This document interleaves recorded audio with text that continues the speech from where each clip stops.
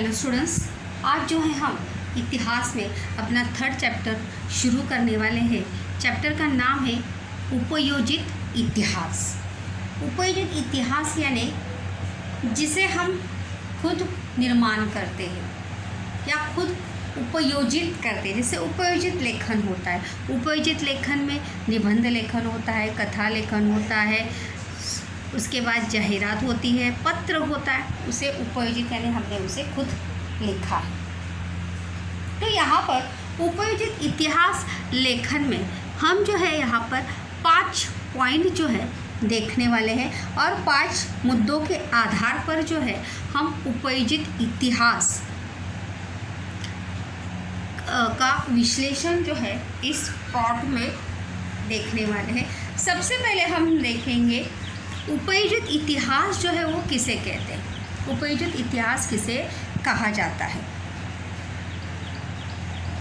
उसके बाद दूसरा पॉइंट है यहाँ पर उपयोजित इतिहास और विविध विषयों में हुए अनुसंधान। उपयोजित इतिहास और विविध विषयों में हुए अनुसंधान, इतिहास से बाकी भी विषय जो है वो जुड़े होते हैं। जैसे विज्ञान जुड़ा होता है, भाषा जुड़ी होती है, तत्व ज्ञान जुड़ा होता है। तो ऐसे बहुत सारे विषयों में कौन से अनुसंधान हुए, अनुसंधान यानी कौन कौन से नए आविष्कार हुए।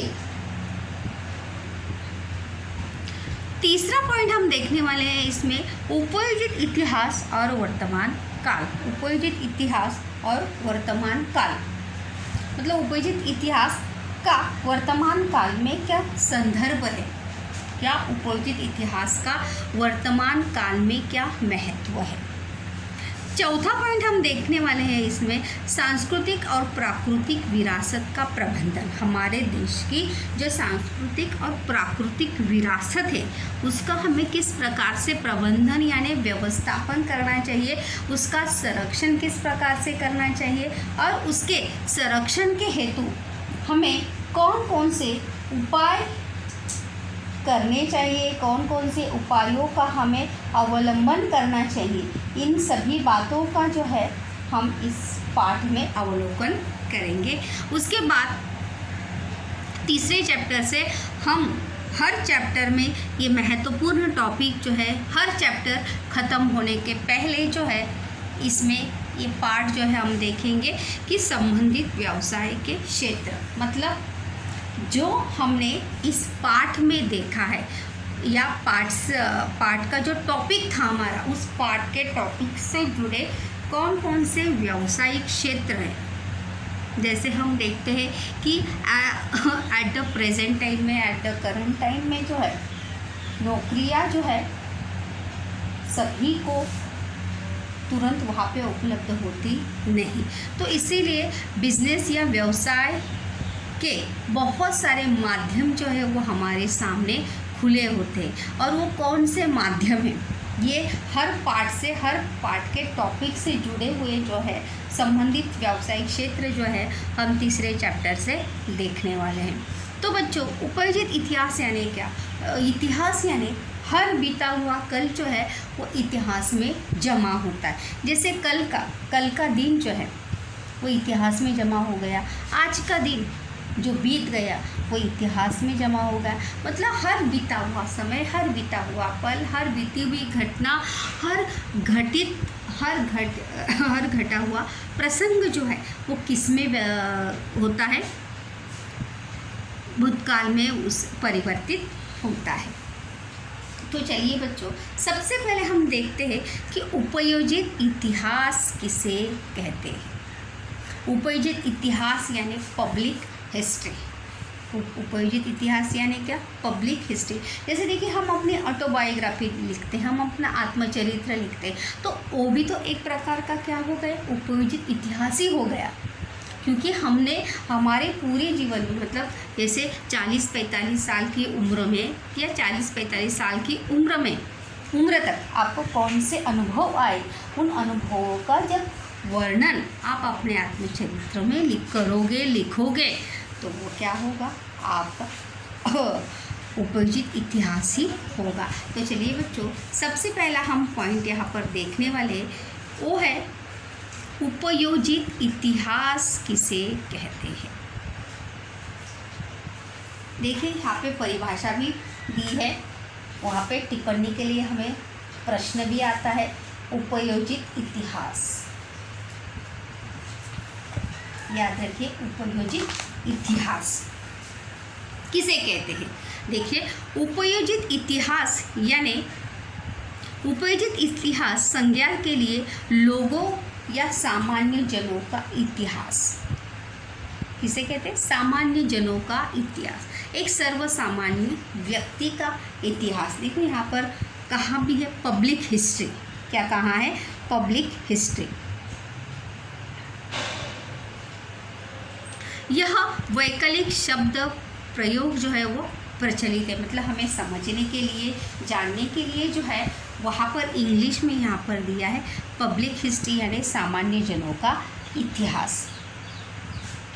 मतलब किसी विषय को अन्य क्षेत्र में लागू करना तथा उससे निकलने वाला निष्कर्ष प्राप्त करना उपयोग कहलाता है।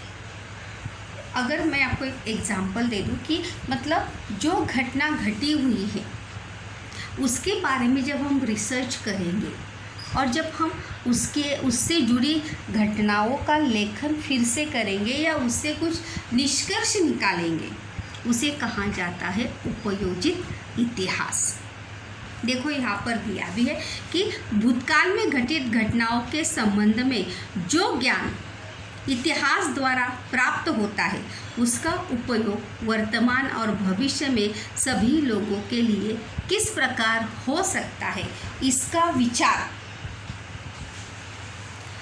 विचार जो है उपयोजित इतिहास विषय द्वारा किया जा सकता है। यहाँ पर देखिए कि इसका विचार जो है वो उपयोजित इतिहास विषय द्वारा किया जा सकता है, मतलब उसका वर्तमान और भविष्य में सभी लोगों के लिए किस प्रकार हो सकता है। मतलब जो घटनाएं घट चुकी है उन घटनाओं का जब हम फिर से अवलोकन करेंगे और उन घटनाओं का संदर्भ जो है या उसका फ़ायदा जो है वर्तमान और भविष्य में लोगों के लिए क्या हो सकता है, इसका विचार जो है वो किसके द्वारा किया जाता है? उपयोजित इतिहास में किया जाता है। वर्तमान समय में अगर हम देखेंगे, यहाँ पर देखिए जैसे रामायण की कोई घटनाएं ले सकते हैं हम, महाभारत की कोई घटनाएं ले सकते हैं, मौर्य साम्राज्य की ले सकते हैं, शिवाजी महाराज का कालखंड आप ले सकते हैं, ऐसी बहुत स्वतंत्रता संग्राम की ऐसी बहुत सारी घटनाएं ले सकते हैं। तो इन सभी बातों को विज्ञान की घटनाएं, यहाँ पे अगर हम आगे देखेंगे तो उपयोजित इतिहास में विज्ञान, औद्योगिक क्षेत्र, कला क्षेत्र, ये सभी क्षेत्र जो है वो किससे जुड़े हैं? उपयोजित इतिहास से जो है एक दूसरे से जुड़े हुए हैं, एक दूसरे से संबंधित है। यहाँ पर देखिए वही पॉइंट वहाँ पर एक्सप्लेन किया है कि वर्तमान में उत्पन्न सामाजिक चुनौतियों को दूर करने के लिए उपाय योजना करना। मतलब वर्तमान समय में जो सामाजिक चुनौतियाँ या सामाजिक समस्याएं जो निर्माण होती है उन्हें दूर करने के लिए क्या करते हैं हम? उपाय योजना करते हैं। मतलब उस समस्या से लोगों का कितना नुकसान होता है, लोगों को कितनी हानि होती है, उसे दूर करने के लिए हम क्या करते हैं? उपाय योजना करते हैं। सामाजिक हितों के निर्णय करना जैसी बातों के लिए पहले घटित घटनाओं का विश्लेषण, क्योंकि देखो हम हमेशा हमारे भूतकाल से सीखते हैं कि हमें ये वर्तमान में नहीं करना चाहिए। अगर हम ये वर्तमान में करेंगे तो हमारा भविष्य क्या होगा? खराब होगा। तो इसीलिए भूतकाल की घटनाओं का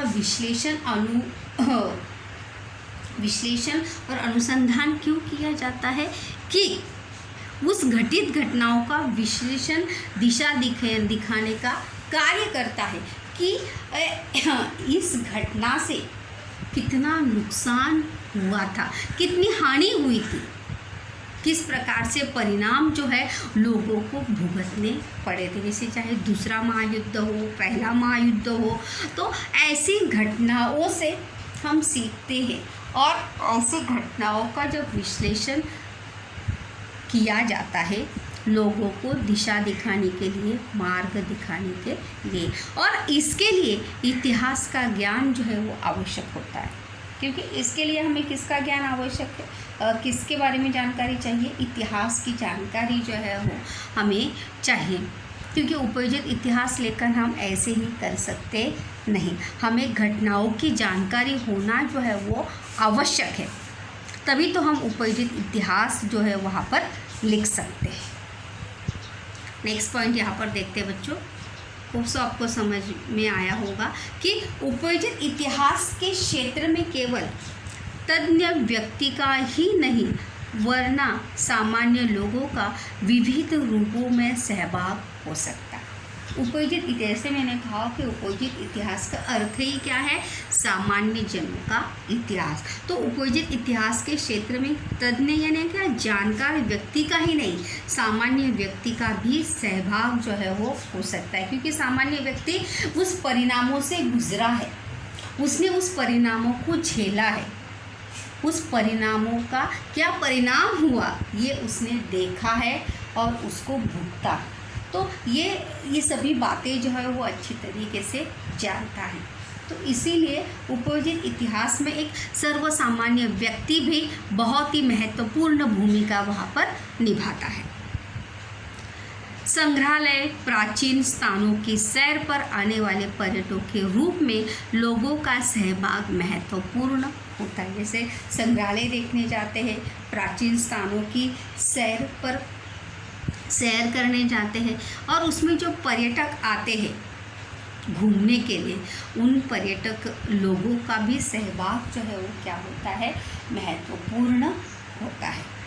क्योंकि वो हमारे देश की जानकारी जो है वहाँ पर विश्व में पहुँचाने का कार्य वहाँ पर करते हैं, और पर्यटन के कारण लोगों में इतिहास के प्रति, क्योंकि जब तक हम घूमते नहीं तब तक हमें किसी भी स्थान के बारे में जानकारी जो है वो प्राप्त होती नहीं, और जब हम घूमते हैं, जानते हैं उस स्थान के बारे में, उस स्थान से जुड़े इतिहास के बारे में, उस स्थान से जुड़े ऐतिहासिक घटनाओं के बारे में जब जानते हैं, तो जाहिर सी बात है लोगों के मन में इतिहास के प्रति रुचि जो है वो बढ़ने लगती है। जैसे राजस्थान वगैरह में देखिए, राजस्थान में बहुत सारे महल हैं, तो जब वहाँ पर पर्यटक जाते हैं देखने के लिए, तो वहाँ की संस्कृति से वो अवगत होते हैं, वहाँ की संस्कृति से अवगत होते हैं, वहाँ के रहन सहन से, वहाँ की राजाओं के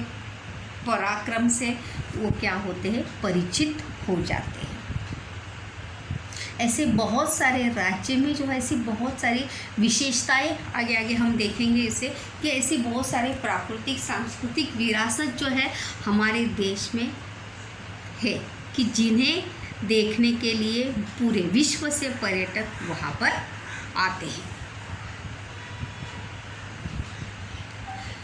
समाज के मन में इतिहास का बोध निर्माण होता है, और इसी के कारण समाज में जो लोग हैं उनके मन में इतिहास का बोध निर्माण होता है। बोध यानी ज्ञात रुचि जो है वो निर्माण होती है, और साथ ही लोग अपने नगरों अथवा गांवों में स्थित प्राचीन स्थानों के संरक्षण एवं संवर्धन की परियोजना में सहभागी हो सकते हैं। और जब सभी सर्वसामान्य व्यक्ति को अगर उससे जुड़े या उससे जोड़े, तो वहाँ पर प्राचीन हमारे जो शहरों में, गाँवों में जो प्राचीन स्थान है, जो पर्यटन क्षेत्र है, उन्हें संरक्षित और संवर्धन रखने में जो योजनाएं वो अवलंबित करते हैं, उसमें वहाँ के स्थानीय लोग भी क्या होते हैं, सहभागी होते हैं। और सिर्फ सहभागी नहीं होते हैं, वहाँ पर अपनी बहुत ही महत्वपूर्ण भूमिका वहाँ पर निभाते हैं, क्योंकि वो वहाँ पे स्थानिक होते हैं, वो जानते हैं। जैसे अभी हम मुंबई में रहते हैं, तो मुंबई शहर के बारे में लगभग सब जानकारी जो है हम रखते हैं। तो जब वहाँ के प्राचीन स्थानों की जगहों की अगर संरक्षण और संवर्धन करने की योजना में अगर वहाँ के स्थानीय लोगों को अगर सहभागी किया जाता है तो लोग, क्योंकि हमेशा जहाँ पर हम रहते हैं उस स्थान से, उस जगह से हमारा क्या होता है, लगाव होता है। और जब जिस चीज़ से, जिस जगह से हमारा लगाव होता है तो उस चीज़ को हम क्या करते हैं, बड़े ही शान से और बड़े ही अच्छे से हम उसे रखते हैं। तो ये तो हो गया उपयोजित इतिहास। होप सो आप उपयोजित इतिहास समझिए कि जिसे हम खुद निर्माण करते हैं उसे कहा जाता है उपयोजित इतिहास। उपयोजित माने हमने खुद उसे निर्माण किया है, उपयोजित योजा है, हमने खुद उसे योजित किया है, इसीलिए उसे कहा जाता है उपयोजित इतिहास। अभी यहाँ पर हम देखेंगे अगला पॉइंट यहाँ पर है, सबसे पहले यहाँ पर हम पब्लिक हिस्ट्री का जो है यहाँ पर समझ लेते हैं कि समझ ले। देखिए जैसे मैंने कहा कि समझ ले, क्या आप जानते हैं, इसमें से भी आपको क्वेश्चंस जो है वहाँ पर पूछे जा सकते हैं, पूछते हैं, तो इसलिए आपको इसे भी पढ़ना जो है वो आवश्यक है। देखिए सामान्य जनों के लिए इतिहास, उपयोजित इतिहास जिसे कहते हैं, लोगों के मन में इतिहास के विषय में अनेक भ्रम अथवा भ्रांतियाँ होती हैं। भ्रम अथवा भ्रांतियाँ मतलब बहुत सारी गलत बातें जो है इतिहास विषय के बारे में जो है लोगों के मन में होती है। जैसे इतिहास विषय केवल इतिहासकारों और इतिहास विषय का अध्ययन करने को इच्छुक छात्रों के लिए ही होता है। जैसे इतिहास विषय जो है मतलब इतिहास विषय मतलब बहुत ही कठिन है, उसमें बहुत सारी जानकारी जो है एकत्रित करनी पड़ती है और वो सिर्फ किसका काम है, इतिहासकारों का काम है। और जो इतिहास विषय करने में, अध्ययन करने में इच्छुक होते हैं विद्यार्थी, उनका ही काम है। लेकिन ऐसा बिल्कुल भी नहीं है। हमारे प्रतिदिन देखो आगे वही दिया है, जैसे मैंने अभी आपको कहा, बताया कि जब हम अपना आत्मचरित्र लिखते हैं तो वो भी एक आपका इतिहास ही हुआ। बचपन से लेके आज तक 40 साल की उम्र में आपने क्या क्या अनुभव किया, या जब आप इसका लेखन करेंगे तो आपका क्या हो जाएगा, उपयोजित इतिहास हो जाएगा। प्रतिदिन के जीवन में इतिहास जैसे विषय का कोई उपयोग नहीं होता है।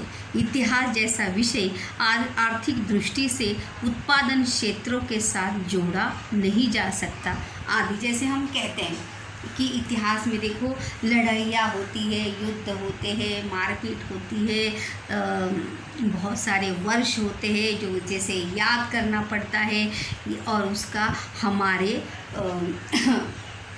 दैनिक जीवन से कोई भी संदर्भ नहीं है।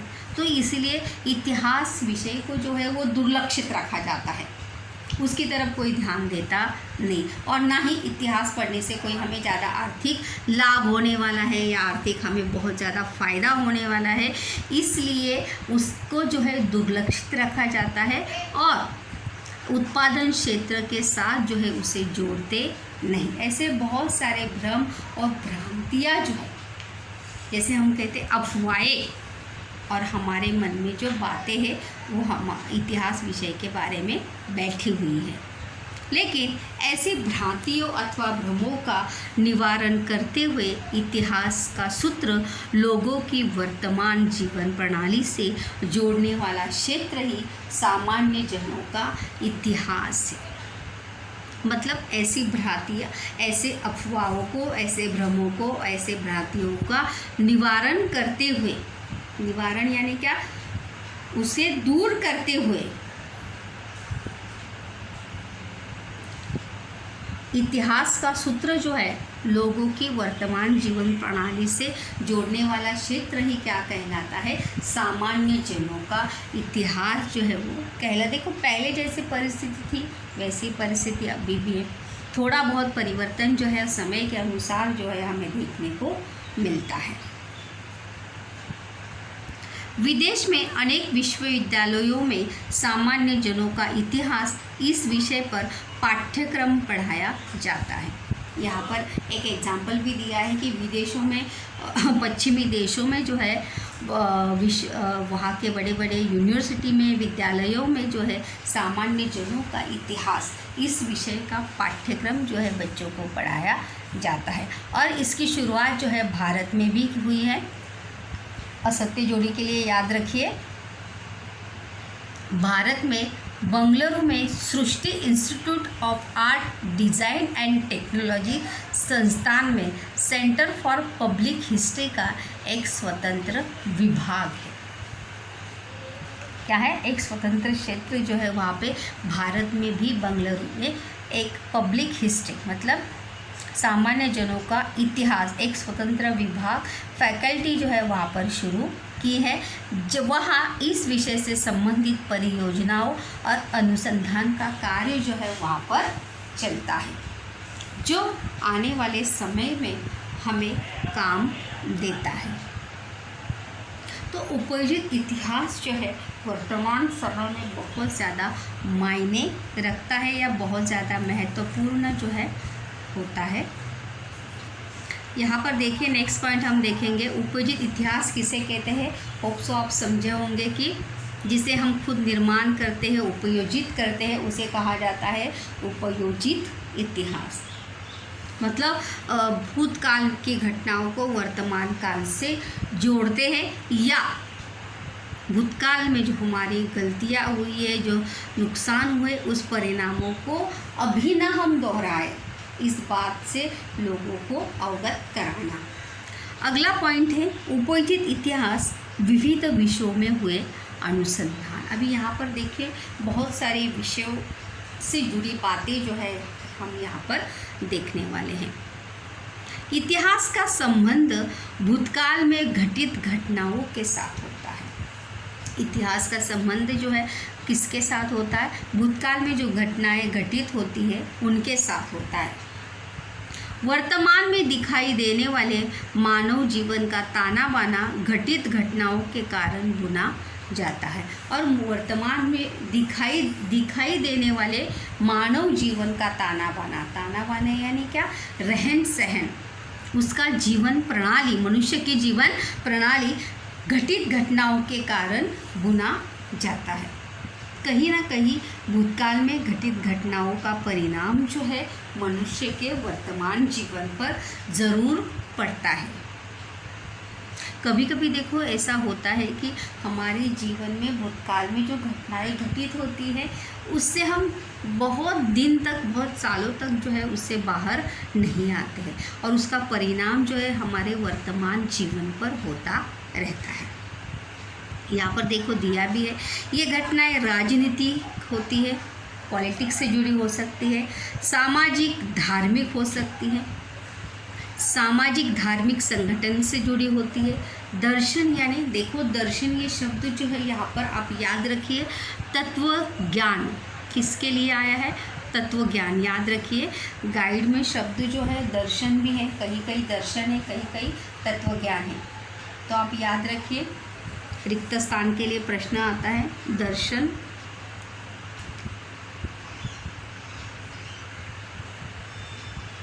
विभिन्न विचारधाराओं का उद्गम कहाँ होता है? तो दर्शन यानी तत्वज्ञान, तकनीकी विज्ञान टेक्नोलॉजी से जुड़ा विज्ञान, और विज्ञान यानी साइंस, जैसे विभिन्न क्षेत्रों में घटित हुई होती है। और ऐसे इन सभी क्षेत्रों में जो है बहुत सारी घटनाएं घटित हुई है, फिर चाहे वो राजनीति में हो, सामाजिक धार्मिक संगठन से जुड़ी घटनाएं हो, चाहे वो तत्वज्ञान से जुड़ी घटनाएं हो, टेक्नोलॉजी से जुड़ी हो, विज्ञान से जुड़ी घटनाएं हो, ऐसी बहुत सारी घटनाएं जो है वो घटित हुई है। प्रत्येक ज्ञान संचय का अपना स्वतंत्र इतिहास होता है और प्रत्येक ज्ञान संचय का एक अपना स्वतंत्र इतिहास होता है। हर घटना के पीछे इतिहास होता है, ये बात याद रखें। फिर चाहे वो विज्ञान की हो या कोई भी घटना हो, फिर चाहे वो आर्किमिडीज का सिद्धांत हो, न्यूटन का सिद्धांत हो या कोई भी सिद्धांत हो। प्रत्येक ज्ञान संचय का अपना स्वतंत्र इतिहास होता है। हर एक ज्ञान को जब हम संरक्षित करके रखते हैं उसके पीछे भी क्या होता है, अपना एक इतिहास होता है। जैसे देखो, हम अपने पूरे नोट्स जो है एकत्रित करके रखते हैं। क्यों एकत्रित करके रखते हैं कि मानो कभी आपको ऐसा अनुभव आया होगा कि आपकी नोटबुक जो है खो गई होगी और उससे आप सीखे होंगे कि आपके सभी चीज़ों को आप एकत्रित करके रखेंगे। प्रत्येक क्षेत्र की अगली यात्रा की दिशा इस ज्ञान संचय की स्थिति पर निर्भर रहती है। और प्रत्येक क्षेत्र की अगली यात्रा, जैसे अगर आप एक स्थान पर गए, एक एग्जाम्पल देखिए, मानो आप कहाँ गए,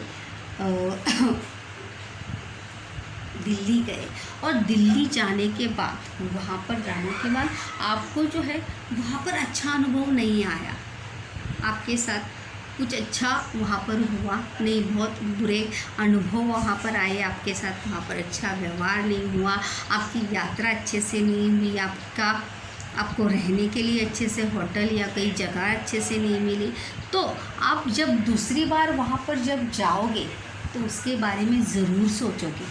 हम सोचते हैं क्या नहीं? तो उसी को कहा जाता है, देखिए, प्रत्येक क्षेत्र की, देखो, प्रत्येक क्षेत्र की अगली यात्रा की दिशा इस ज्ञान संचय की स्थिति पर निर्भर होती है। मतलब हम अपने साथ वो अनुभव लेकर आते हैं, कभी हम अच्छे अनुभव लेकर आते, कभी हम बुरे अनुभव लेकर आते। अगर अच्छे अनुभव हम लेकर आए हैं वहाँ से, तो हम क्या सोचते कि नहीं अगली बार फिर से वही जाएंगे, और बुरे अनुभव हमें अगर वहाँ पे मिले, नहीं, मैं वहाँ पर फिर से कभी भी जाऊँगा नहीं।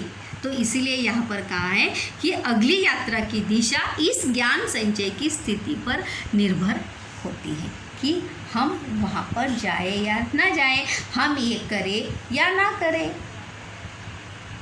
उसी के अनुसार अनेक विषयों के अनुसंधान में इतिहास की अनुसंधान पद्धति उपयुक्त सिद्ध होती है। और इसी प्रकार अगर हम देखेंगे तो उसी के अनुसार जो है अनेक विषयों के अनुसंधान में, खोज में, आविष्कारों में जो है अगर हम देखेंगे तो इतिहास की अनुसंधान पद्धति जो है बहुत ही उपयुक्त सिद्ध होती है। उपयुक्त यानी क्या? बहुत ज़्यादा प्रभावी सिद्ध होती है। तो आज विद्यार्थियों हमने यहाँ पर 2 पॉइंट देखे कि उपयोजित इतिहास किसे कहते हैं। किसे कहते हैं उपयोजित इतिहास? सामान्य जनों का इतिहास, यानी ही उपयोजित इतिहास। इतिहास द्वारा भूतकाल की घटनाओं के संबंध में जो हमें ज्ञान प्राप्त होता है उसका उपयोग हम वर्तमान और भविष्य में सभी समाज कैसे करेंगे, इसका विचार उपयोजित इतिहास में किया जाता है। जैसे बहुत सारी प्राचीन घटनाओं से भी हम सीखते हैं। जैसे रामायण से हम सीखते हैं कि राम का चरित्र कैसा था, वैसे हमें मनुष्य का चरित्र वैसा होना चाहिए। महाभारत से हम क्या सीखते हैं कि वहाँ पर जिस प्रकार से युद्ध हुआ था भाइयों के बीच में, ऐसी परिस्थिति हमारे घर में या ऐसे कारणों से कभी भी ऐसी परिस्थिति जो है वो निर्माण ना हो, उसी को कहा जाता है उपयोजित इतिहास। और हर बीता हुआ कल जो है वो किस में प्रतिबिंबित होता है? इतिहास में प्रतिबिंबित होता है। जैसे आज का दिन इतिहास में जमा हुआ।